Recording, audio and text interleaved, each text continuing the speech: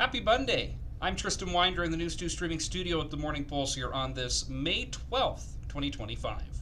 Our top story today, new information from the triple murder-suicide in central Nebraska Friday evening. The parents were outspoken advocates for mental health and suicide prevention. Their Facebook page is called Anchoring Hope for Mental Health. Jeremy and Bailey Coe. Jeremy had been battling mental illness for years. They shared their struggles with their 20,000 followers to help people know that they were not alone. The Nebraska State Patrol says the triple murder-suicide happened at their home at Johnson Lake near Lexington. Investigators said that Bailey and their two teenage sons, Hudson and Asher, had been stabbed to death by Jeremy, who took his own life then after. Hudson was set to graduate on Saturday from Cozad High School. The superintendent addressed the community during the ceremony. As you know, our community and the senior class experienced a tragedy within the past few hours. The bittersweet emotions felt by the senior class on their graduation day, and throughout this entire gymnasium for that matter, cannot be concealed at this moment and are emblematic of the adult lives our graduates are about to begin.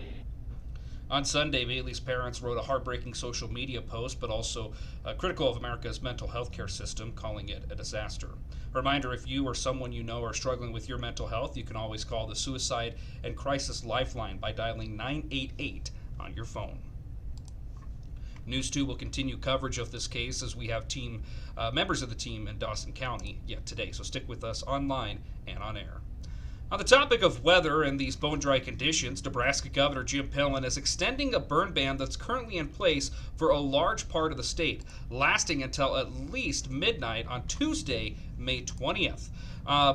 So a burn ban being extended by the Nebraska governor. This map here gives you a better idea of where you're not permitted to burn. Everything that was shaded in red on that map is definitely an area not permitted to burn. So you can see that's a large portion of the state. With warmer weather forecasted here for the coming days, we're also going to see winds crank back up, and that's going to be issuing some red flag warnings prompted as well. So no burning will be allowed with those red flag warnings and with that burn ban from Governor Pillen being extended now through at least May 20th. The Nebraska Tax Equity and Educational Opportunity Support Act, or TEEOSA, is the dollar amount that schools get to operate their budget on. TEEOSA makes up about 25 to 30% of the North Platte Public School's budget. There are a lot of variables that go into TEEOSA. It's not just a one-size-fits-all, especially because North Platte will not have the same needs as other school districts across the state. So if our valuation is increasing, we receive less in state aid.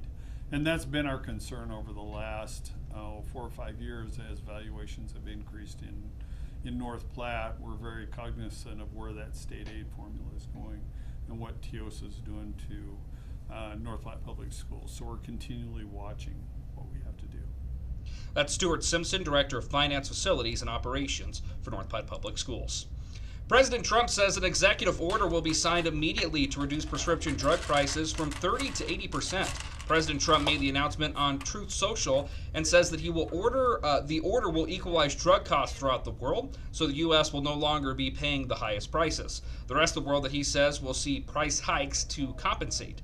President Trump says that he's insinuating a, quote, most favored nation policy, so that the United States will pay the same price as the nation that pays the lowest price anywhere else in the world, end quote. In other global news today, Hamas confirmed yesterday that they will free Eden Alexander, the last known American hostage held in Gaza. President Trump released a statement thanking mediators from Qatar and Egypt for their help to secure Alexander's release. Hamas had also been in contact with the Trump administration over the past few days. Those talks were reportedly positive and could lead to a ceasefire deal and a definite positive note there, as that would also have some humanitarian aid deliveries to Gaza as well.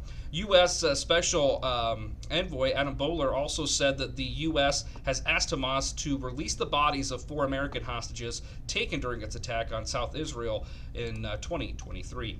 And lastly, today in other global news, Ukrainian President Volodymyr Zelensky said that he's prepared to meet with Russia President Vladimir Putin this week. Zelensky's willingness comes after President Trump urged him to accept the Russian leader's offer to hold peace talks in Turkey. Those talks are planned for Thursday Thursday in Istanbul. Putin's offer came after France, Britain, Germany, and Poland gave Russia ultimatums, agreeing to an unconditional 30-day ceasefire or face massive new sanctions. Rounding out the morning pulse here on this Monday, May 12th, with a check of the 7-day forecast. Temperatures, like we alluded to when we were discussing that burn ban, definitely on the warmer side for early to mid-May. Upper 80s for today, tomorrow, low 80s on Wednesday, and then more seasonable spring-like temperatures for us at the end of this week and the weekend.